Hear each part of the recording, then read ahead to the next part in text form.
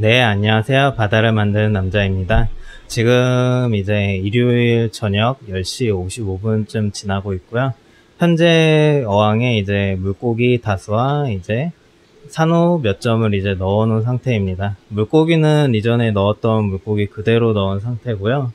이제 이런 식으로 해서 현재까지 들어간 것을 보면은 이제 소금, 그리고 활성탄 6보, 그리고 비타민 1000ml, 이렇게 현재 들어간 상태고, 그리고 여기에 추가로 이제 물고기가 들어가서 바이오 다이제스트 15개, 그리고 스타반모 15개 이렇게 들어간 상태입니다. 현재까지 일단 진행 상태 이렇게 되고요. 이거는 제가 매일 일단 진행 리포트를 별도로 알려드릴 예정이고요. 그리고 저희가 오늘 알려드릴 것 중에 제가 이제 염도에 대해서 하나 알려드리려고 하는데요. 우리가 보통 염도라고 하면은 이제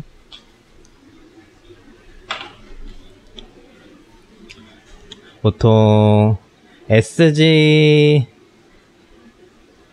단위와 이제 보통 PPT 단위 이렇게 두 개로 생각하시면 좀 편한데요. 이제 이거를 실질적인 굴절시 염도계에서 보면은 이제 SG 단위가, 그리고 PPT 단위, 그리고 이게 이제 0점이고, 그리고 여기 뭐 25도 혹은 뭐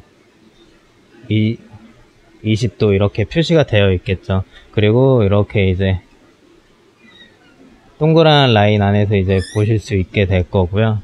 그래서 보통 이제 굴절시 염도계에서 이렇게 표현이 되고, 그리고 우리가 보통 맞추고자 하는 게 PPT는 보통 한 33에서 35, 그리고 이제 SG는 1.025에서 1.026 정도, 이 정도 이제 맞추시게 될 거예요.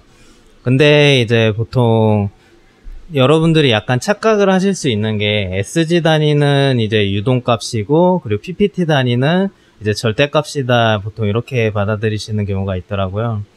이게 무슨 말이냐면은, SG는 이제 온도에 영향을 받고 PPT는 이제 온도에 영향을 안 받는다, 이런 식으로 말씀을 하시는 분들이 계신데, 일단은 굴절시 염도계 기본적인 기계적 구조부터 보면은, 만약에 이게 성립이 되려면은 굴절시 염도계 이제 이런 큐벳으로 이렇게 본다고 했을 때, 이게 이제 정확히 반으로 딱 갈라져 가지고 두 개가 이제 따로 움직여야 됩니다.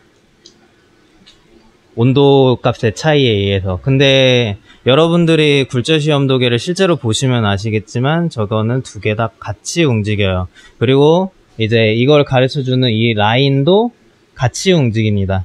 결론적으로 보면은 이제 SG 값이나 PPT 값이나 결론적으로 똑같이 움직이게 되는 거고, 그리고 이거가 이제 온도에 따라서 이제 PPT는 정확하고 SG는 부정확하다, 이 말 자체가 사실 맞는 말은 아니고요. 그러니까 이론상으로는 맞을 수 있는 말이지만 실제로 적용시켜서 이제 굴절시 염도계를 보면은 맞지 않는 말이다, 또 이렇게 말씀을 드릴 수 있을 것 같습니다. 그리고 이제 우리가 염도를 맞추려는 이유에 대해서 사실 알아야 되는데요. 염도는 사실 저희가 단순히 이제 염도를 보려는 값이 아니라, 염도라는 것 자체가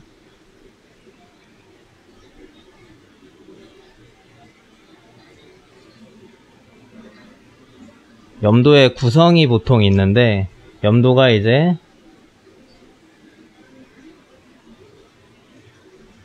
나트륨과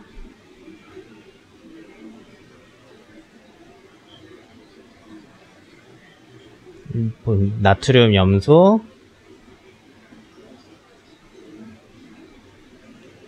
마그네슘, 칼슘, 그리고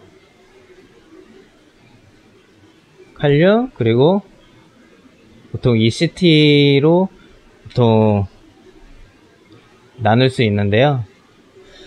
근데 여기에서 보통 하나 빠져 있는 게, 여기 사이에 황이 껴 있습니다. 이게 보통 다른 데에서는 이걸 보통 말을 안 해주는데, 이게 황이 껴져 있고, 그리고 이걸 대략 비율로 보면은 나트륨은 한 9000, 그리고 염소 9000, 마그네슘 1350, 그리고 황은 보통 1000 정도 보통 잡고요.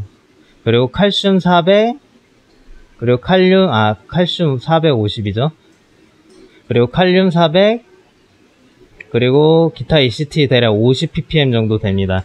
이 정도 돼서 보통 염도의 구성이 잡히는데, 여기에서 여러분들이 알아야 될 게, 염도계가 이제 단순히 이런 나트륨만 측정하는 게 아니라 나트륨, 염소, 마그네슘, 칼륨, 그리고 기타 ECT 이 모든 것의 총합식 값이에요. 그래서 여기에서 한 숫자만 틀어줘도 염도도 달라지게 됩니다. 그리고 이제 그것이 이제 소금 성분에 따라서도 굉장히 차이가 많이 나게 되는데요. 예를 들어서 이제 가령 예를 들어서 이 알사 제품을 보면은 이제 PPT는 34ppt, 그리고 이제 자연의 바다랑 이제 보통 SPS 프렉을 위한 이제 소금의 배합 비율에 대해서 이렇게 나눠져 있는데, 보시면은 레이지 단위가 칼슘은 뭐 몇 ppm에서 몇 ppm, 뭐 마그네슘 몇에서 몇, 그리고 포타슘 몇에서 몇, 그리고 이제 질산염 몇에서 몇, 그리고 뭐 인산염 몇에서 몇, 그리고 나머지 이제 믹싱 해서 뭐 얼마나 됐다, 이게 이렇게 나와 있는데요. 이 레이지 차이가 큰 게 중요한 게 뭐냐면은, 저거는 사실 저 숫자 자체는 제조사에서 말하는 배합 비율로 보시면 되는 거고, 이제 실제 배합 비율로 봤을 때 보통 칼슘이 제가 35pt 기준으로 측정했을 때 580까지 나온 적도 있어요. 그리고 칼륨도 마찬가지로 500이 넘었고, 그리고 마그네슘 1500, 그리고 이제 뭐 황 같은 경우는 거의 1300 넘은 적도 있었고, 거기에 비해서 이제 나트륨과 염소는 낮고, 이제 이런 식으로 비율이 각각 틀려지게 되는데, 이 염도의 구성에 있었을 때 전체 비율이 작아지게 되면 무슨 문제가 되느냐면은, 이제 나트륨과 염소 이거 두 개만 보통 염도 단위로 측정해보면은 보통 1.020 정도 됩니다. 이거 두 개가 총 차지하는 양이. 그리고 이제 이 아래에 보시면은 이것들이 이제 총 차지하는 양이 1.006 정도 됩니다, 보통.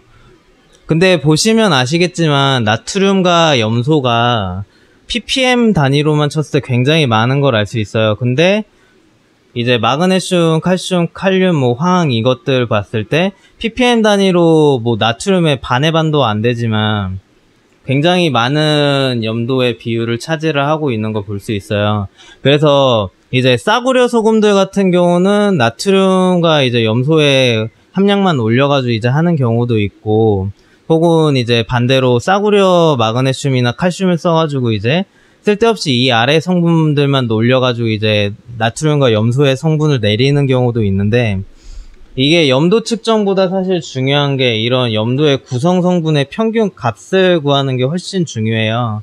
그래서 가장 좋은 소금이 어떤 소금이냐면은, 염도를 특정 값으로 맞췄을 때 이제 마그네슘이 됐건 칼슘이 됐건 뭐 황이 됐건 칼륨이 됐건 이 수치가 명확하게 몇인지 알 수 있는 제품이 제일 좋은 제품이에요.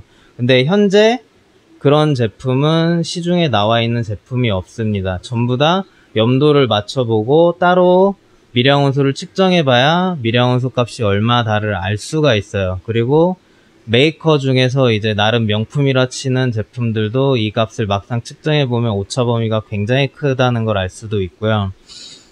사실 이게 염도를 측정하실 때 적정값이라는 거를 보고, 그리고 이렇게 항상 똑같은 값이 나와줘야 이제 우리가 보통 얘기하는 어항의 복제가 가능해집니다. 그러니까 특정 소금 가지고 이제 똑같은 환경을 계속 복제를 해낼 수 있는 환경을 만들 수 있어야 되는데, 현재로서는 이제 나와 있는 소금들로 봤을 때는 그것이 불가능해요. 왜냐하면은 염도는 저희가 항상 뭐 1.026을 맞추는데 나트륨 몇, 염소 몇, 마그네슘 몇, 황 몇, 칼슘 몇, 칼륨 몇 해가지고 이 값이 계속 틀려집니다. 그리고 한 소금 버킷 내에서도 계속 차이가 발생돼요.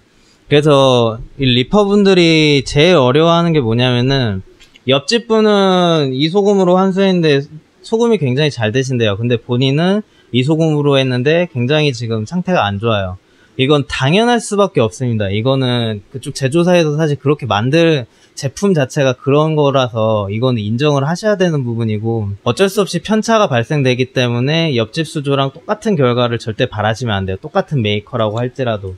제가 이것 때문에 사실 소금을 직접 만들게 된 거고, 그래서 똑같은 비율로 사실 소금을 만든 이유가 있습니다. 그래서 이제 소금을 보통 보실 때 이런 부분이 있고 이런 차이가 있고, 그리고 우리가 염도를 측정을 하지만 이제 염도 측정을 해도 이제 염도의 구성 성분이 틀려지면 이제 각각의 염도마다 차이가 발생할 수밖에 없기 때문에, 이 말인즉슨 그냥 결론적으로 말씀드리면 현재 해수어항 시스템은 이게 개선이 되지 않으면은 그냥 평생 개인 노하우로만 운영을 해야 됩니다. 이거 어떻게 뭐 공식화할 수 있는 방법이 전혀 없어요.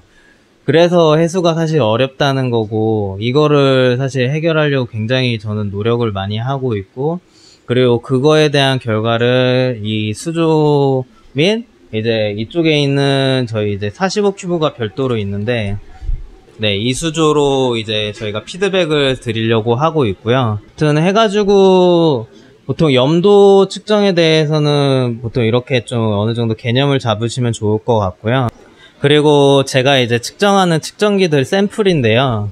보통 이 정도 지금 사용하고 있는데 사실 다 쓰진 않아요. 저도 물성치 측정하는 제품들은 거의 다 쓰고 있기는 한데, 이 중에서 이제 염도 측정 관련돼서는 이제 이 전자염도계 혹은 이제 베스트오션 거 이렇게 두 개만 사용하고 있고, 이 미러키 것도 요새 거의 사용을 안 하고 있고, 그리고 이 제일 끝에 있는 제품 같은 경우 가격이 싸서 그냥 쓰기 편한데, 이거는 이제 20도 전용 제품이라 별도로 쓰고 있지는 않아요. 그래서 일단 이 두 개 제품으로 쓰고 있는데, 여기에서 사실 좀 주안점을 가지셔야 될 게 뭐냐면은, 우리들이 염도 측정할 때 염도가 계속 틀어진다고 얘기를 하는데, 사실 저도 일반 상용 소금을 썼을 때 염도가 굉장히 많이 틀어져서 고생도 하고 고민도 하고 굉장히 많이 힘들었던 기억이 있습니다. 근데 이제 이렇게 소금을 직접 만들어 가지고 이제 배합 구성 자체가 전혀 틀리지 않게 계속 운영을 하다 보니까 이제 느꼈던 거지만, 염도 측정을 해도 염도 값이 전혀 틀리지가 않아요. 항상 똑같은 값이 나옵니다. 그리고 염도계 자체도 보정을 해주지 않아도 되는 상황에까지 이르렀고요. 이게 왜 그러냐면은, 염도 구성분은 보통 나트륨, 염소, 칼슘, 마그네슘, 칼륨 뭐 이렇게 다 있는데, 이 값이 틀어지면은 염도 측정기 값도 틀어져요. 그래서 환수하실 때마다 사실 염도를 측정을 하시겠지만, 이 미량원소들 측정은 안 하실 거예요, 보통. 근데 이 미량원소들 한번 측정해 보시면은 이게 환수하실 때마다 계속 들쑥날쑥해요. 이게 환수를 하시면서 이제 항상성을 가져가신다고 생각을 하시는데, 항상성을 가져가는 게 아니라 계속 스윙을 주고 있는 상태가 되게 됩니다. 그러니까 소금마다 이제 밸런스가 틀리고, 그리고 소금이 믹싱 비율이 굉장히 좋아야 되는데 이게 현실적으로 어렵고, 그리고 현재 기술상으로 나와 있는 소금들은 전부 다 이제 믹싱 배합 기술이 좋지가 않다, 이제 그렇게 말씀을 드릴 수가 있고요. 그리고 이게 사실 좋아질 수 있는 방법이 있는 게, 입자를 굉장히 곱게 갈아버리면 되는데, 이것도 곱게 가는 것도 사실 한계는 있습니다. 그래서 아직까지는 뭐 해수시장이 이런 한계점은 있으니까 이런 거를 좀 어느 정도 감안하고 운영을 하시는 게 좀 좋으실 것 같고요. 이런 특성을 좀 확인을 하셔가지고 본인이 이제 어항의 염도를 측정할 때, 내 어항의 염도가 이것 때문에 틀어져 있구나, 저것 때문에 틀어져 있구나 하시고, 그리고 이런 걸로 이제 좀 생물이 좀 덜 죽는 그런 환경이 좀 되실 수 있게 본인만의 환경을 만드시거나, 아니면 좀 완벽한 소금을 쓰시는 방법을 좀 권해드리고 싶습니다. 오늘은 일단 이 내용에서 마무리하고, 제가 내일도 좋은 영상으로 찾아뵙도록 하겠습니다. 감사합니다.